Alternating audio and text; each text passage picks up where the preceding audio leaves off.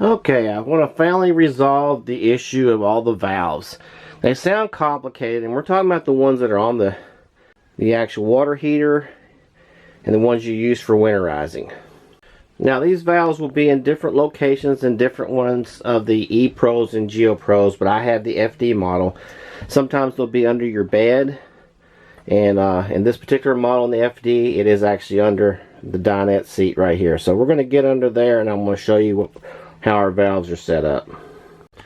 So once I got that panel off there, it just takes one screw in the front. I brought the whole panel up with the whole cover and everything.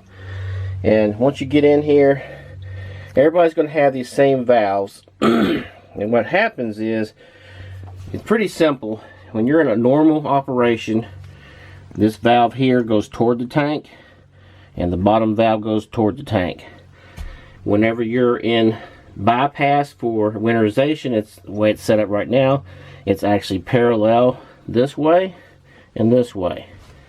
So those two are pretty self-explanatory. Now this other one gets a little more complicated and maybe different depending on your model. It's actually underneath here. And what happens is, in most of the campers, you have one line that comes from an antifreeze line that goes to the back of the camper where you can introduce antifreeze into your system. And then you have another one that goes to your fresh water tank. Now this may be different in some older models, but that's what you're going to have, and you have to identify what those are. And you'll have to trace these lines and figure that out.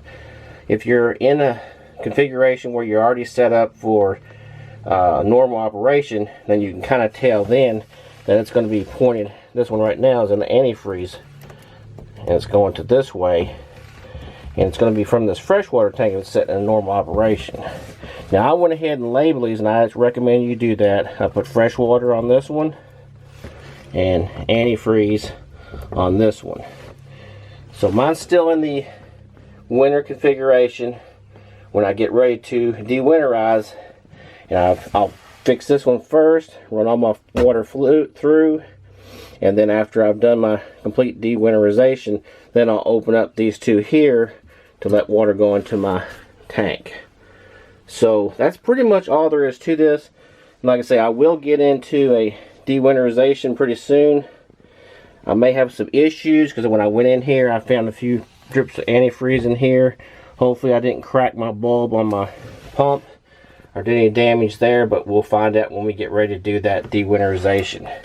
But just want to let you know, on these valves, you're always going to have 3 of them.